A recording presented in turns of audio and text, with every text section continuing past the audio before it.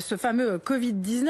Le traitement de l'air est l'une des clés pour lutter efficacement et à long terme justement contre la propagation du virus. On le sait, dans les lieux clos, fréquentés comme les bureaux, les écoles ou bien même les centres commerciaux. Alors même s'il va faire plus doux, évidemment, à partir de maintenant, ça va être plus facile d'aérer. Du coup, Magali, eh bien, elle nous demande, est-ce qu'aérer suffit ou mieux vaut-il aussi avoir un purificateur d'air? Alors ça, c'est une bonne question pour Hugo Delcourt, qui nous a rejoint, qui a fondé le groupe IDR à Lyon et qui est justement spécialisé dans le traitement de l'air et qui tient particulièrement à faire la différence. Hugo, vous allez nous la faire entre justement aérer et purifier l'air. C'est pas pareil.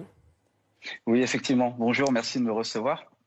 Donc, l'aération, c'est justement le premier geste, la première façon de renouveler son air dans un volume et d'améliorer sa qualité de l'air, parce qu'on sait tous que les chiffres de la pollution de l'air en intérieur sont beaucoup plus élevés qu'en extérieur, forcément.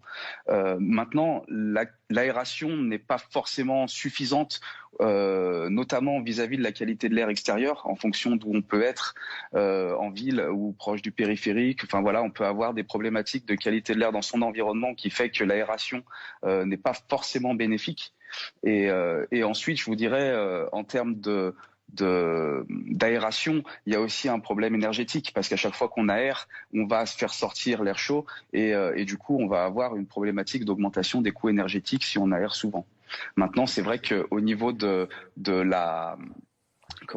au niveau de la qualité de l'air, c'est important d'aérer régulièrement, notamment quand on a des activités à l'intérieur qui sont génératrices de polluants, comme le ménage, comme la nourriture, comme fumer ou comme se réunir à plusieurs dans un volume clos.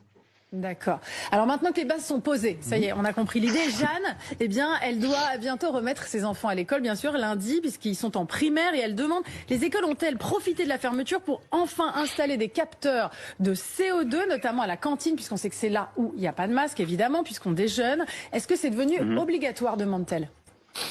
Alors, la surveillance de la qualité de l'air va devenir obligatoire dans les années qui viennent, notamment dans le plan santé-environnement qui fait partie du Grenelle environnement. Et tous les établissements qui vont recevoir du public, au-delà des écoles, vont être obligés de surveiller leur qualité de l'air et de la traiter en conséquence. Donc oui, il y a... Seconde, rappelons justement, expliquons à quoi ça sert les capteurs de CO2. Quand il y a beaucoup de CO2, ça veut dire que l'air n'est pas... C'est tout ce qu'on rejette, donc c'est pas un bon air, c'est ça l'idée? C'est ça. Après, il y a une différence entre capteur et purificateur, c'est-à-dire qu'il y a soit la surveillance où on va juste relever les taux et vérifier la qualité de l'air. Le CO2 est une des variables qu'on va vérifier parce que ça va nous donner un taux de confinement de l'air.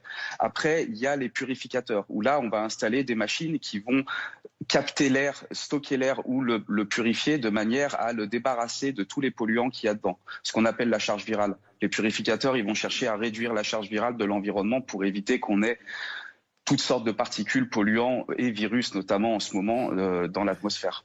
D'accord.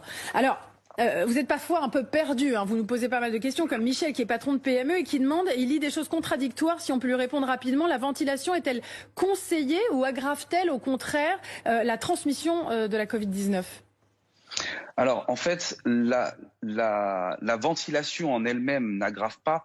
La problématique qui avait été notamment soulevée lors des premiers confinements, c'était sur le recyclage d'air. Parce qu'en fait, on avait une problématique, c'est que nos centrales de traitement d'air, le standard actuel qu'on a de recyclage d'air dans les bâtiments, n'est pas forcément équipé pour purifier ou en tout cas capter des particules aussi fines que des polluants. Donc en fait, le problème, c'est que si on fait du recyclage sans purifier l'air, on va brasser un air pollué. Et là, effectivement, on va avoir une problématique de qualité de l'air et de transmission. En revanche, si sur les ventilations, on a des systèmes de traitement de l'air qui sont efficaces, là, ça pose pas de problème parce qu'on va recycler et traiter au fur et à mesure, donc on n'aura pas ce problème de transmission. D'accord. Merci beaucoup. Merci Hugo Delcourt. Je crois qu'on y voit un peu plus clair. Hein, voilà.